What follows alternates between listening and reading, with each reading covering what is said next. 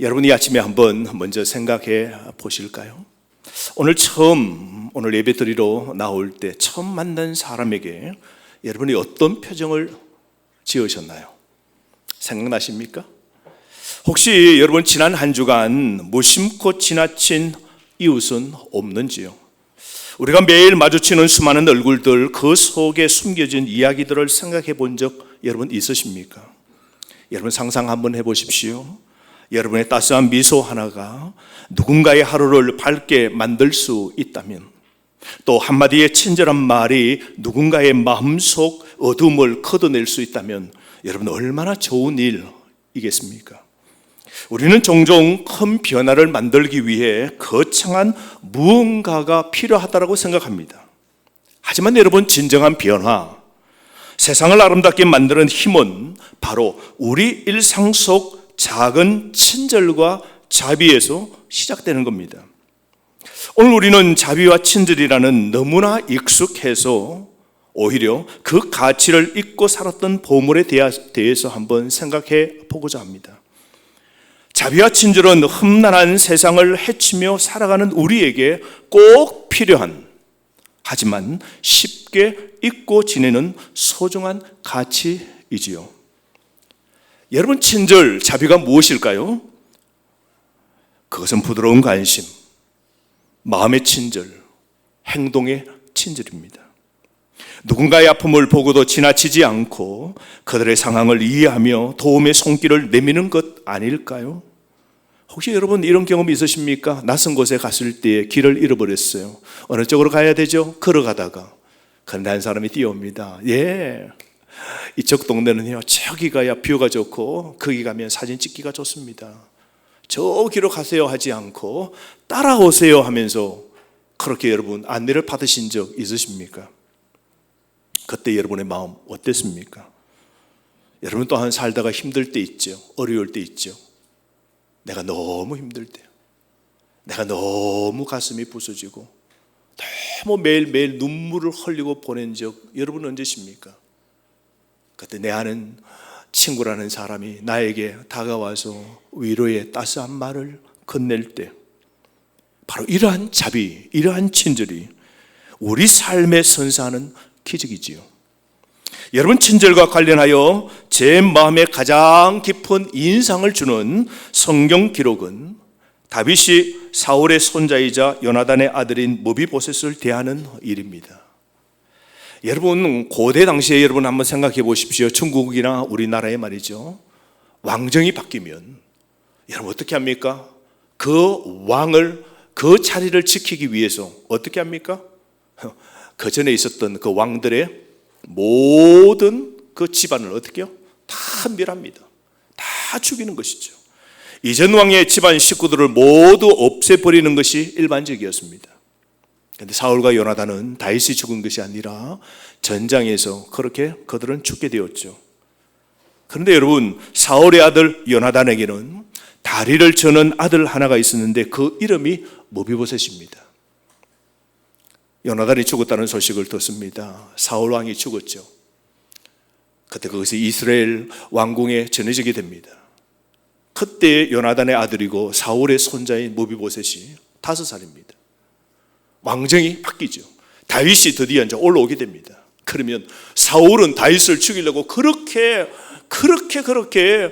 기나긴 10년의 세월을 보냈잖아요. 그러면 어떻게 될까요?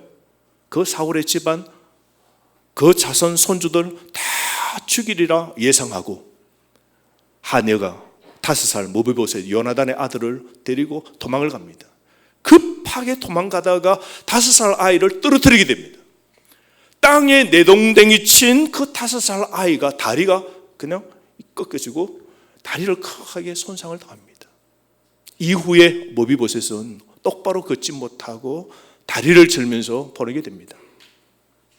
근데 오래전에 말이죠, 다윗이 사울에게 핍박을 당할 때 사울의 아들 요나단은요, 그 아버지가 다윗을 죽이려고 할 때마다 몰래 가서 달려줍니다.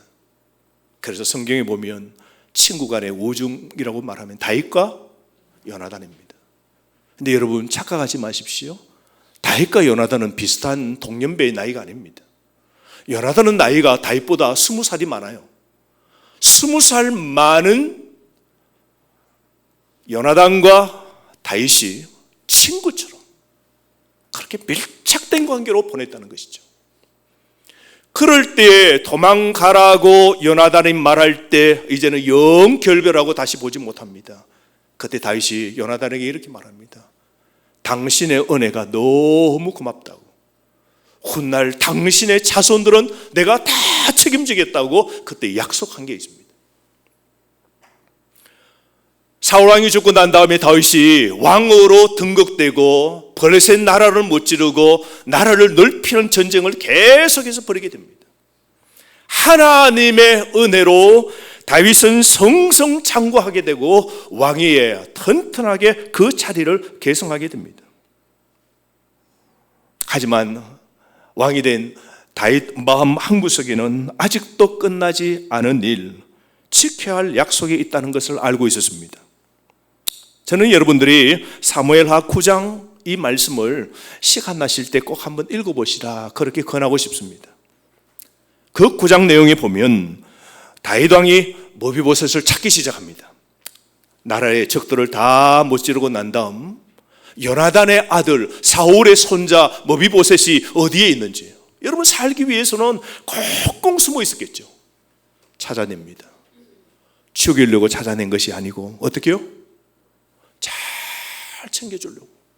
요나단은 친구는 죽었지만 그 장인어른 사울은 요나단의 아버지는 자신을 너무 괴롭히는 10년의 인생을 자기를 억울하게 만들었지만 보복하지 않고 요나단과의 약속을 지키기 위하여 친절을 베풀기 위하여 찾기 시작합니다. 드디어 찾았습니다. 그리고 다리를 저는 모비보셋을 자신이 먹는 그 식탁에 늘 초대합니다. 뿐만 아닙니다. 사울 왕이 가졌던 모든 농가 밭 그 재산들을 모비보셋에게 다 허락합니다. 그리고 모비보셋 그 종들에게 말합니다. 너희들은 논밭에 가서 경작해서 모비보셋을 평생도록 그렇게 섬기라고 다 허용합니다. 다윗 왕은 친절을 베풀기 위해 오랜 전통, 모든 사람을 제거하는 그 일들을 하지 않고 하나님의 은혜를 적의 아들인 사울의 손자에게 그 은혜를 베풀었습니다. 여러분, 이 사건은 타인을 향한 자비 친절이 어떻게 큰 변화를 만들어낼 수 있는지를 보여주는 훌륭한 예시입니다. 하지만 여러분, 이 세상은 때로 차갑고 냉정하게 여러분 느껴지지 않습니까? 경쟁과 속도에 치여서 우리는 서로에게 냉담해지고 타인의 고통에 무감각해지기도 합니다. 그럴수록 자비와 친절은 마치 어둠 속에 한 줄기 빛과 같이 우리에게 희망을 불어넣어줍니다. 친절은 삭막한 세상을 따뜻하게 만드는 빛과 같은 존재입니다. 오늘 우리는 자비와 친절이라는 씨앗을 심고 그것이 세상을 어떻게 아름답게 변화시킬 수 있는지 함께 말씀을 보고자 합니다. 그래서 여러분과 함께 자비와 친절이 어떻게 우리 삶 속에서 마법같이 변화를 일으킬 수 있는지에 대해서 이야기해 보고자 합니다. 여러분, 자비는 우리 그리스도인 생활에 매우 필요합니다. 왜냐하면 우리는 점점 더 공격적이고 무관심하고 다른 사람의 감정에 둔감해지는 사회에 살고 있습니다. 특히 모든 것이 항상 생산성과 이윤을 지향하는 비즈니스 세계는요, 전쟁입니다. 경쟁력을 유지하기 위해서는 부드러움이 끼어들 여지가 거의 없습니다. 그래서 어떤 사람은 심지어 손자병법의 전쟁 기술을 사용해서 비즈니스의 전쟁에서 이겨야 된다라고. 그래서 여러분, 손자병법이 비즈니스 하는 사람들에게 베스트셀러로 여러분 책으로 그렇게 초대되는 거 보십시오. 그러나 여러분, 우리 예수님은 우리를 우리가 살되 세상에 속하지 말라고 그렇게 우리를 부르셨습니다. 우리의 삶을 관찰하는 세상 사람들이 그 차이를 알아차리고 그리스도께 이끌릴 수 있도록 우리는 달라져야 됩니다. 그래서 경쟁이 치열한 세상 속에서, 친절과 자비가 없는 이 세상 속에서, 어쩌면 저 사람은 저렇게 살까? 알고 봤더니 그리스도를 믿는 그리스도인이거든요. 그래서 예수를 다시 주목해 만드는 일, 그걸 예수님께서 우리에게 명하신 것이죠. 사회의 냉대와 경쟁적 적대감이 팽배한 이 시대에 그리스도인들이 자비와 친절을 배우는 것이 특별하게 필요합니다.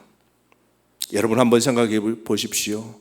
우리 모두는 시끄럽고 뻔뻔하고 거칠고 가혹하고 위협적인 성격을 가진 사람들을 우리는 알고 있고, 자비의 부족이 세상에 끼치는 해악을 우리는 알고 있습니다. 친절하지 못하고 자비하지 못한 사람은 공감 능력이 부족하고 자기 중심적 사고로 자신의 이익을 우선시합니다. 타인을 쉽게 비판하고 판단합니다. 뿐만 아니라 인내심이 부족하고 분노 조절에 문제가 있고 편견과 고정관념이 있고 소통 능력이 부족하고 강한 자존심이 있고 감사하는 마음의 부재를 안고 삽니다. 여러분, 우리가 부드러움이 부족하면요, 마음이 뻣뻣해집니다. 누군가의 상처를 주면 그 충격을 흡수하기보다는 마음이 딱딱해져서 어떻게 해요? 튕깁니다. 그래서 그 상처를 그들과 다른 모든 사람에게 되돌려 놓고 어느새 우리 모두는 상처의 세상을 우리는 살아가게 됩니다. 우리는 흔히 세상을 살면서 나라는 존재에 집중합니다. 내가 가진 욕망, 내가 이루고 싶은 목표, 내가 느끼는 감정에 매몰되어서 타인의 아픔이나 고통에 무뎌지기 쉽습니다. 그러나 여러분, 하나님의 형상을 따라 창조된 우리는 본래 자비와 친절을 가지고 세상을 살아가도록 부름을 받았습니다. 오늘 본문을 보면 그리스도인의 삶을 이끄는 핵심적인 열매 9가지 중에 5번째 맛은 무엇이라고요? 자비입니다. 하나님께서 이 자비에 대해서 무엇이라고 말씀하시는지 우리는 알아야 됩니다. 그럼 이 중요한 열매인 자비에 대해서 우리가 한번 살펴보고자 합니다. 우리는 성경에서 자비와 하나님에 대해 무엇이라고 말하는지 알고 싶습니다. 어떤 사람은 하나님에 대해 잘못된 견해를 가지고 있습니다. 그들은 하나님을 가혹하거나 잔인하거나 무관심한 분으로 보지만 성경은 하나님이 자비의 하나님이라고 말씀합니다. 하나님은 모든 능력과 힘과 권세를 가지고 계십니다. 그러나 하나님은 자신의 힘을 완벽하게 통제하고 있습니다. 자비의 하나님의 성품의 일부분입니다. 그래서 구약에서 하나님의 자비는 언약 백성을 향한 그분의 신실하심과 연결되어 있습니다. 그래서 하나님은 우리의 한계를 이해하십니다. 죄를 안 지으려고 마음을 먹어도 또 죄를 짓는 우리의 연약함, 우리의 존재는 무엇이라고요? 흙으로 빚어진 연약한 존재, 흙으로 빚어진 질그릇 같은 존재임을 압니다. 쉽게 깨어질 존재임을 압니다. 그래서 우리를 부드럽게 대하십니다. 하나님은 우리의 죄가 마땅한 만큼 우리를 다루지 않습니다. 대신 하나님은 구원을 통해 자비와 은혜와 용서를 베풀기로 선택하셨습니다. 우리는 성경에서 하나님의 그 자비하심에 대한 많은 예를 볼 수 있는데요, 보십시오. 하나님께서 아담과 하와에게 은혜를 베푸신 거 보십시오. 선악과를 따먹으면 정령 죽으리라고 말씀하셨는데 하나님은 어떻게 해요? 자비하십니다. 하나님은 자비를 대하시고 가렸던 나뭇잎 하루하루 바짝바짝 말라버립니다. 그래서 하나님은 짐승을 잡아 가죽옷을 만들어 지어 입히신 친절하신 하나님이십니다. 하나님은 광야에 있는 하갈과 그의 아들에게 부드럽게 손을 미시고 광야에 먹을 것을 주시고 챙겨주시고 그들에게 복의 복을 더하여 주셨죠. 하나님은 엘리야가 낙담했을 때 자신은 이제 죽으려고 노뎀 나무 그늘라 광야로 깊숙하게 들어가게 됩니다. 그 광야에서 엘리야는 걷다가 쓰러지게 됩니다. 이제 죽었다 생각합니다. 그런데 부드러우신 하나님이 다가오셔서 어떻게 하십니까? 떡을 구워 먹게 하시고 기력 회복하도록 친절을 베풀어 주신 분이 하나님이십니다. 우리 하나님 보십시오. 연하를 어떻게 하십니까? 하나님 말씀대로 가야 될 곳을 가지 않고 그는 어떻게 합니까? 배를 타고 다시스로 정반대 방향으로 도망갑니다. 가다가 풍랑을 만납니다. 그는 바다에 빠집니다. 바다에 빠져서 물고기에게 잡힙니다. 여러분, 물고기 뱃속에 들어가면 몰라도 3일이 지나면 그 안에서 여러분 죽은 것은 어떻게 해요? 다 해체가 됩니다. 그런데 우리 하나님이 어떻게 하십니까? 그 연하를 물고기 뱃속에서 끄집어내십니다. 하나님의 자비에 화가 났을 때 부드럽게 그의 방향을 바꾸어 주신 분이 하나님이십니다. 신약시대의 예수님도 마찬가지십니다. 예수님께서도 그분의 삶에서 자비의 열매를 나타내셨는데요, 예수님은 세상에서 가장 강력한 권세를 가지신 분이시지만 항상 겸손하고 온유하게 그렇게 살아가셨습니다.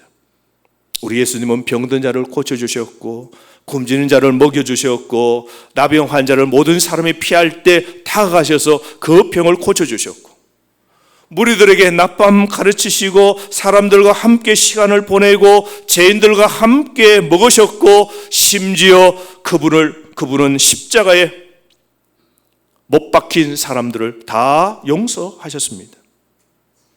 여러분, 이 모든 것이 훌륭한 친절의 행위지만 궁극적인 친절의 행위는 예수님께서 십자가에서 우리를 위해 목숨을 버리셨을 때입니다. 하나님의 친절과 은혜의 풍성함은 예수님께서 십자가에서 저와 여러분을 위해 목숨을 바치셨을 때보다 더 온전히 드러난 적이 없습니다. 성경은 하나님의 친절이 과분하다라고 알려줍니다.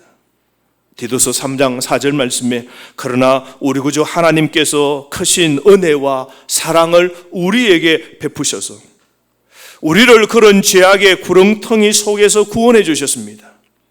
그것은 우리에게 구원받을 의로운 행위가 있었기 때문이 결코 아니라 오직 하나님의 크신 은혜와 자비하심에 따라 우리를 거듭나게 씻어주시고 또 성령으로 새롭게 해주셨기 때문입니다 라고 기록되어 있습니다. 그러므로 여러분, 저와 여러분이 구원받은 것은 우리가 선한 일을 행함이 아니라 하나님의 크신 은혜와 자비하심 때문에 우리가 예수 믿고 구원받아 오늘도 죽어도 천국 가는 사람이 된 겁니다. 사실 우리는 하나님의 친절을 받을 자격이 있었던 것이 아니라 그분의 엄격하심을 따라서 심판받을 수밖에 없었던 사람입니다. 우리는 하나님의 친절을 받을 자격이 있는 것이 아니라 우리의 죄에 대한 그분의 공정한 형벌을 받을 자격만 있었던 사람들이었습니다. 하나님께서 우리를 구원하신 것은 우리가 선했기 때문이 아니라 하나님이 자비하셨기 때문입니다. 그러므로 여러분, 우리가 그리스도를 따르는 그리스도인입니다.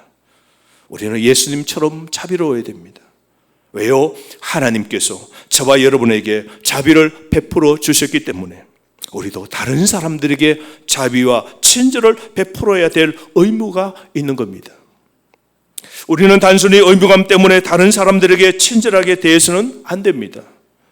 우리는 하늘에 계신 우리 아버지와 같이 되기를 원하기 때문에 다른 사람들에게 친절하기를 열망해야 합니다. 그렇다면 오늘 이 아침 우리가 당장 자비, 친절을 키우기 위해 할 수 있는 방법이 무엇일까요? 먼저 우리는 우리 자신을 오직 은혜로 구원받은 비참한 죄인으로 보아야 됩니다. 여러분 보십시오.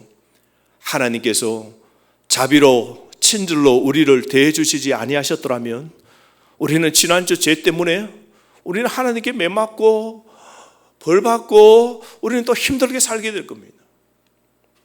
지금까지 살아온 생애 동안 지은 죄로 하나님의 무자비함으로 하나님의 공의로 다루셨다면 우리는 일찍이 다 끝났을 거예요. 그죠?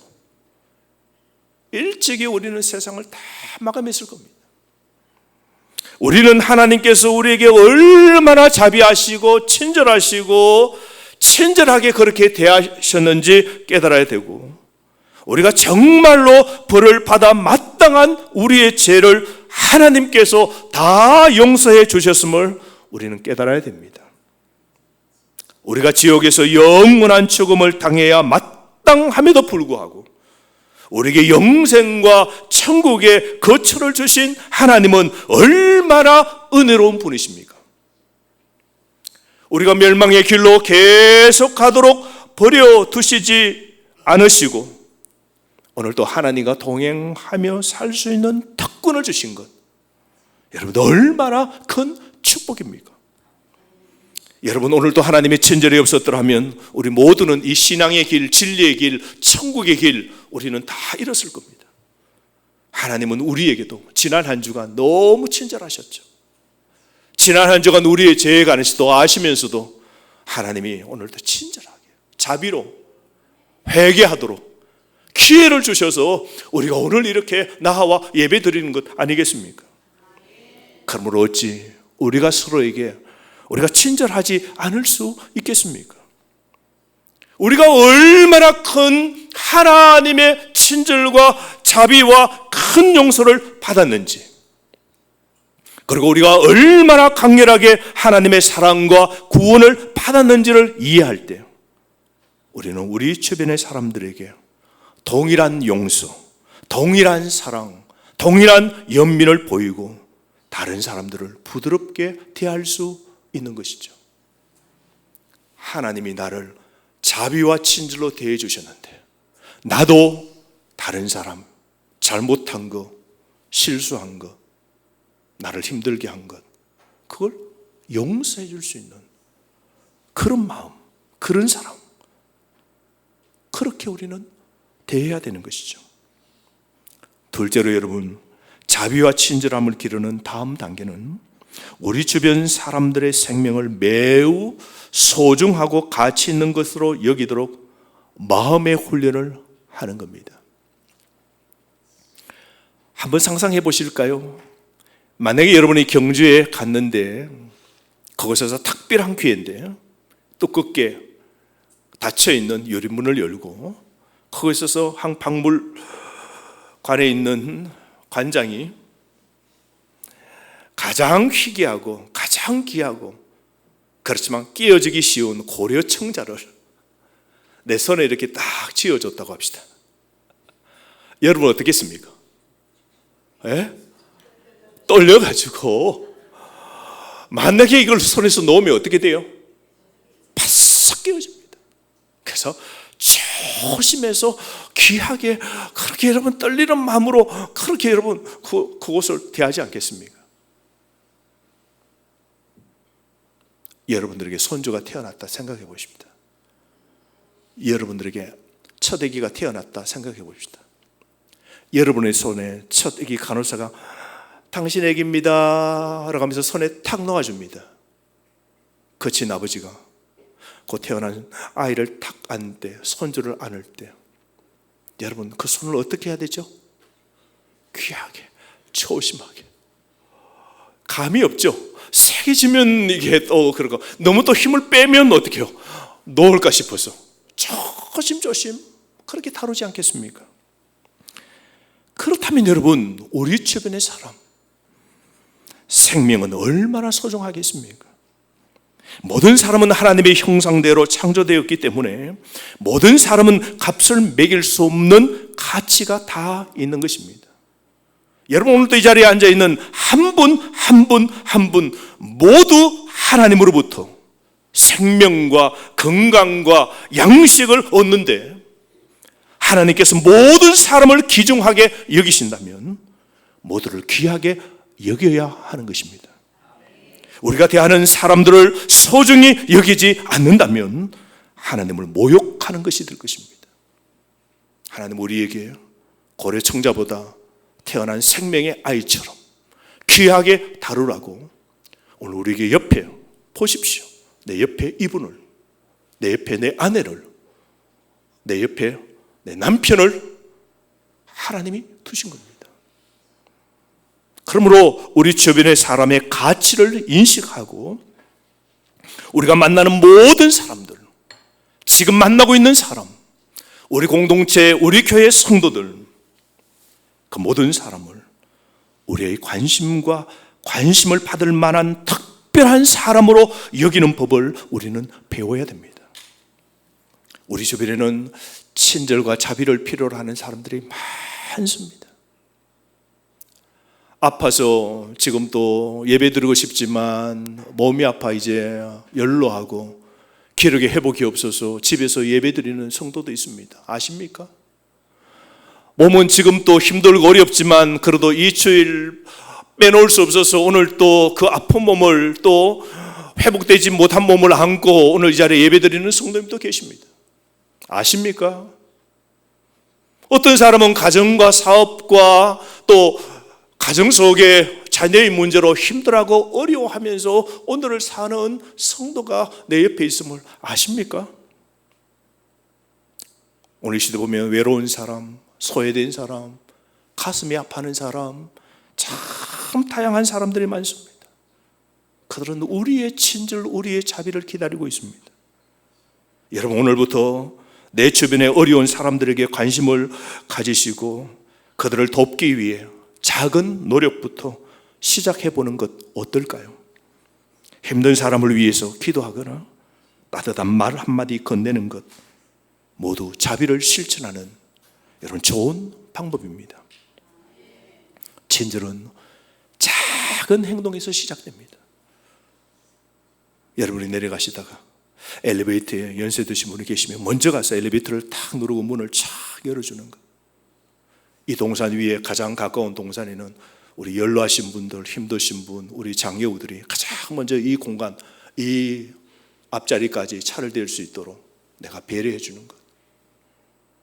먼저 갈 때 요즘 우리 교회 보면요, 밤 10시까지 조정이도 늘 밝혀 있습니다. 지나가다 저녁에도 오면 낯선 사람들이 테이블에 쭉 앉아 있어요. 그 사람들이 이 동산 뒤쪽으로 이렇게 걸어 올라갈 때 막 힘을 이쪽입니다, 저기 가세요 하지 않고 쫓아가서 이쪽으로 가세요 라는 이 친절. 쉬고 싶어 여기 왔죠. 돈 내고 심을 누리고 커피 한 잔에 마음을 여기 내려놓는 사람들에게 따스한 친절이 가장 큰 전도입니다.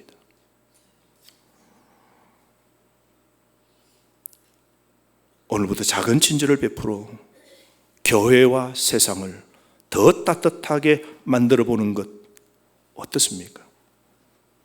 특별히 여러분, 우리가 친절한 이 자비를 베풀어야 할 곳은 가장 사랑해야 될 사람들을 대할 때입니다. 우리 사람들은 가장 가까운 사람에게 가장 친절하지 않는다는 것을 발견하는 것은 때때로 놀랍고 심지어 아이러니합니다.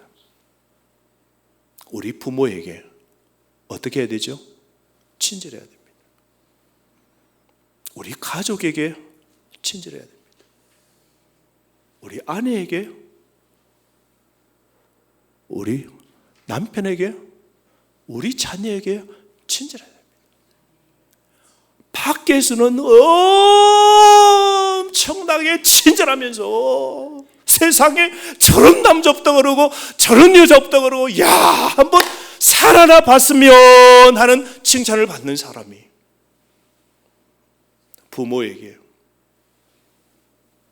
남편에게, 아내에게, 자녀에게 불친절하고 무자비하게 대하는 것, 그건 아닙니다. 자비와 친절은 당연히 가정에서부터 시작되어야 됩니다. 특히 여러분 힘센 남편들 잘 들으세요. 오늘 귀를 좀 뚫고 들으셔야 됩니다. 가정을 핸들링하는 사람은 웬만하면 네가 아내가 없습니다. 나 우리 집은 내가 다 흔든다. 손 들어보세요. 여자분들 그런 분들 있습니다. 완력이 힘이 남자가 셉니다. 하나님이 남자에게 그 가정의 주도권을 주셨어요. 내 한마디가 가정을 좌지우지하는 겁니다. 그래서 베드로전서 3장 7절 말씀에 남편은 마땅히 아내가 여성으로서 자기보다 연약한 그릇임을 이해하고 함께 살아야 됩니다. 아멘.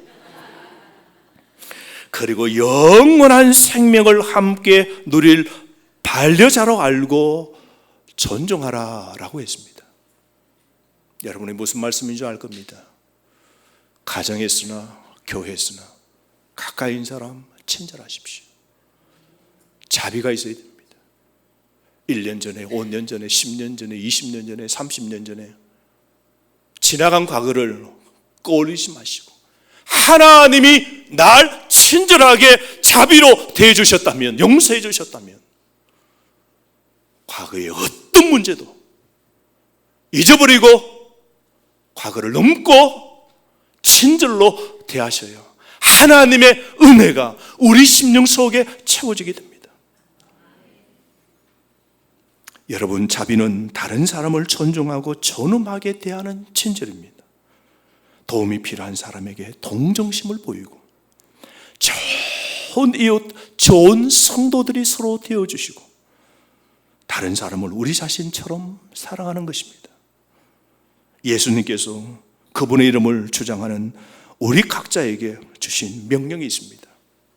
에베소서 4장 32절 말씀, 서로 친절하게 하며 불쌍하게 여기며 서로 용서하기를, 이는 그리스도 안에서 하나님이 너희를 용서한 것 같이 하라 말씀하셨습니다. 오늘부터 가정의 남편, 아내, 부모, 자녀를 존중하시고 겸손한 마음으로 성도를 대하시고 그렇게 살아가면 어떻겠습니까? 타인을 사랑하고 섬기고 가정과 교회 그리고 세상을 긍정적으로 변화시키는 하나님의 사람 되시기를 주의 이름으로